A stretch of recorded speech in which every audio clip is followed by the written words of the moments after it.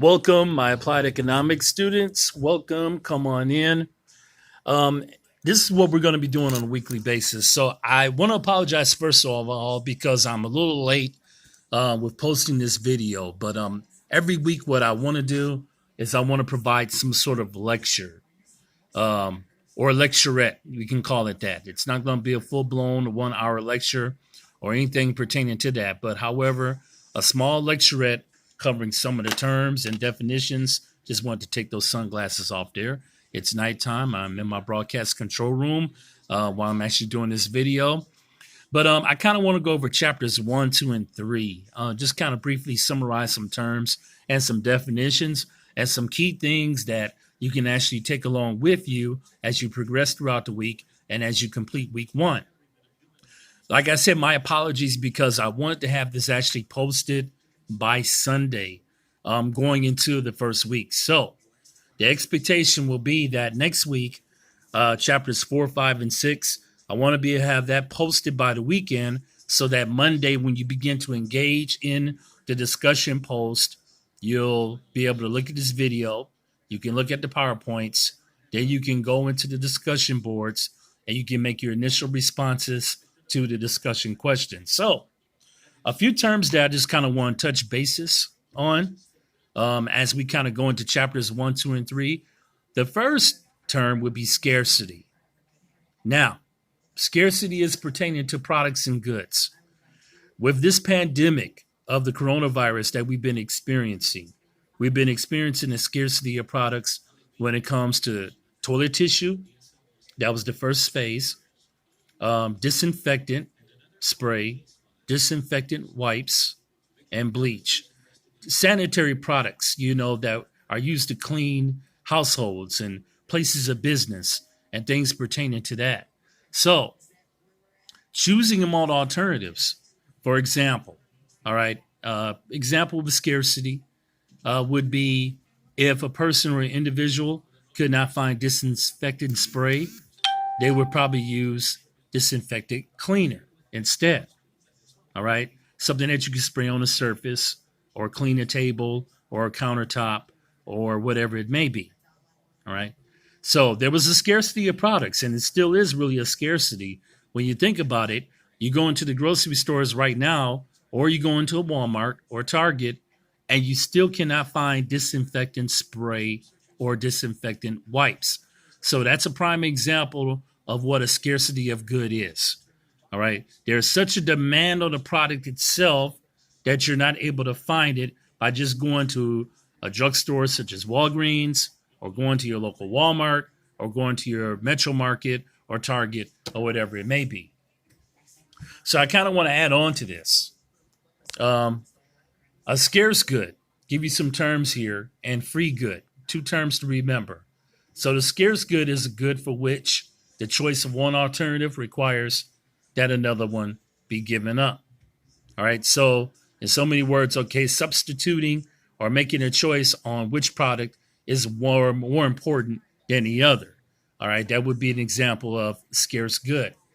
Your free good is a good for which the choice of one use does not require that another be given up. Okay. So products that are really based upon need. I know that the textbook talks about the use of gravity, for example.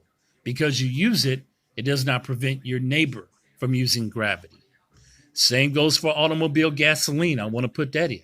As we go to the gas stations, we know that the merchants pretty much keep their supply of gasoline up. And we know that the gas prices, well, recently, over the last week or so, we can tell now that the prices have inflated, okay? They have become elastic. They have gone up.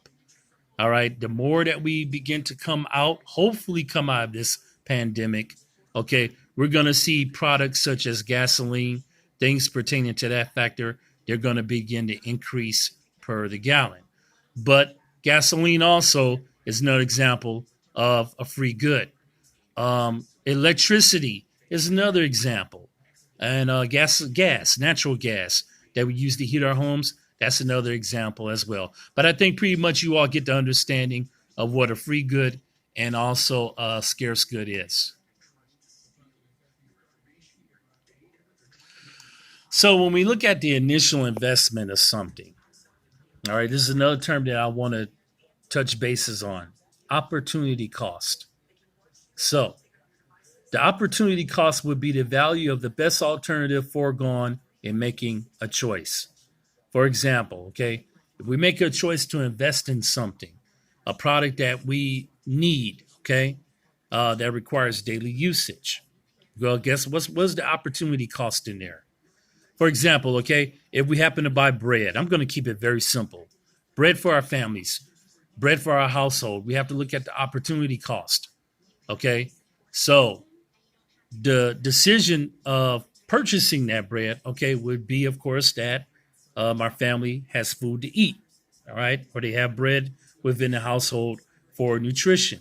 So we have to look at the opportunity cost in, for example, purchasing bread, and we have to see, okay, what type of value we're going to get out of it. That's really the foundation of opportunity cost. I can go back and I can talk about, for example, electricity. We pay for the electricity, okay? And let's say, for example, during the summer months, we turn on our central air. What's the opportunity cost? What's the value? The value is that we have central air to cool off our homes. That's another example of opportunity cost. Two more terms that I want to discuss, and I probably may have mentioned this already within the initial video that I posted, was micro and macroeconomics. So remember always that microeconomics focuses on the choices made by consumers and firms. So the choices made by you, the choices made by myself, the choices that businesses begin to make. Okay. And how does that have an impact on the individual or the open market? All right. So it is the choices in terms of what we purchase, all right, as individuals or as business entities, small business entities. I'll just say business entities altogether. Doesn't have to necessarily be a small owned business. It could be a corporation. All right. What choices, okay, makes an impact on the individual market or on the open market? That is what microeconomics is. Now, macroeconomics, okay, which is the polar opposite of micro, that's when you begin to study economic activity, or the impact of choices, okay, on a total, or on an aggregate level. So, for example, if you want to begin to measure the overall economic activity of a country, that's an example of the study of macro and not microeconomics. For example, what you guys are going to be doing your video on tomorrow, as your 2 to 3 minute video presentations are due. Okay, you're comparing the economic index of the United States with another country that you select. Okay, so that's entering the parameters and the boundaries of what macroeconomics is.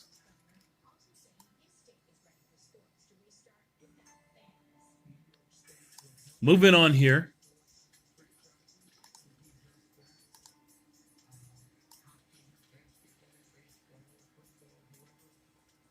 I kind of want to talk about a few other things here.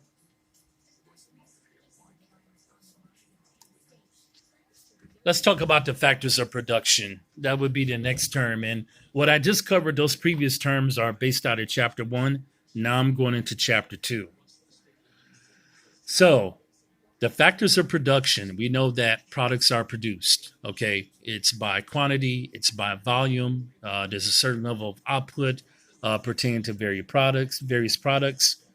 Distribution is responsible for the solicitation or for the output of these products as they are sent to different retailers or merchants, and then of course they're sold to the consumer. So the factors of production would be this: resources that are actually available to the economy, and that's for the production of goods and services. The factors are utility and labor. So, utility, for example, would be a value, or it would happen to be a satisfaction that people derive from goods and services they consume and activities they pursue. So, needs and luxuries are all are equivalated within utility when it comes to factors of production. Labor would be human effort that can be applied to the production of goods and services. So, for example, okay, whether it be an hourly wage worker or labor that you would pay, or a salary labor or whatever it may be, okay, we're looking at the manpower that's put into producing the output of these products and services. That's what the definition of labor is. Capital would be the factor of production that has been produced for the use in production of other goods and services. So remember this, okay? Capital is not a deficit. I kind of want to add that. Okay, capital is considered to be an asset. Okay, it could be money. Okay, it could be other types of assets such as stocks, bonds. Okay, something that has a significant value to it. Okay, something that you could probably turn around and resell, okay, and maybe get a return of investment off of. That's another example of what capital is. And then, of course, natural resource sources are more based on environmental. Those are the resources of nature that can be used for the production of goods and services. So just think about different elements that are environmental. Okay, different resources that we use. All right, such as water, electricity, things pertaining to that matter.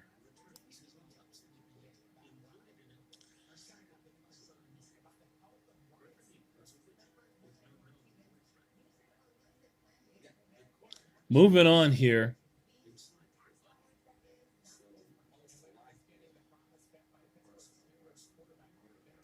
just one more term I want to hit in chapter 2, talking about comparative advantage.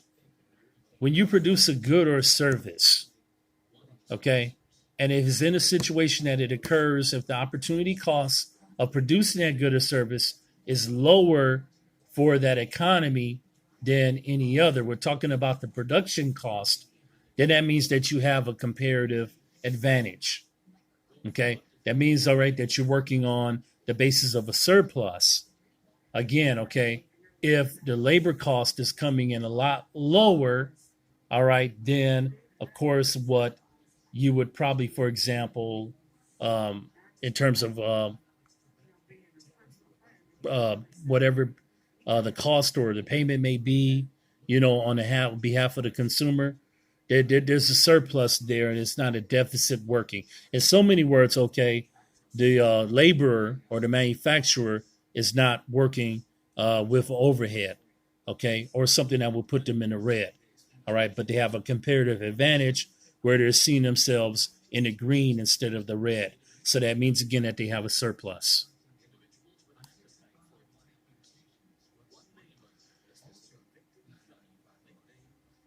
Okay, so I want to move on to one more chapter here, chapter 3. Again, like I said, I kind of want to make these very brief, not to do like a full fledged 1 hour lecture, but to give you some terms and definitions that are beneficial for you to take along and to apprehend.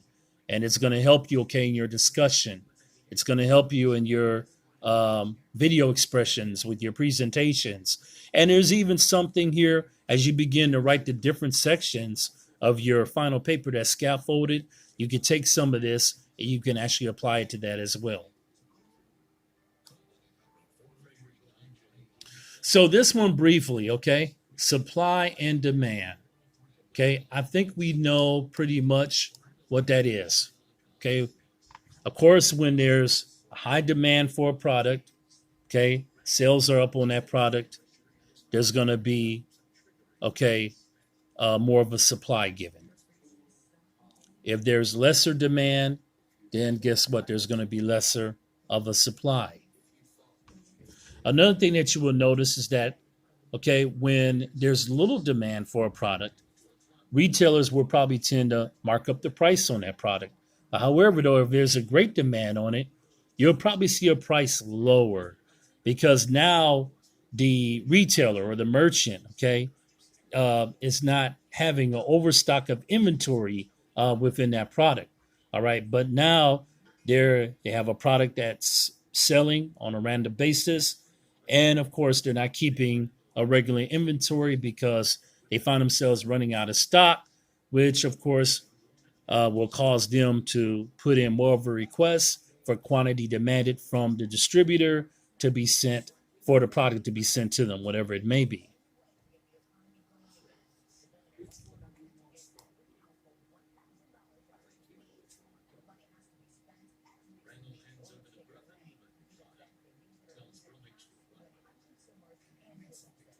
So, equilibrium price and equilibrium quantity are some terms that I kind of want to go over here.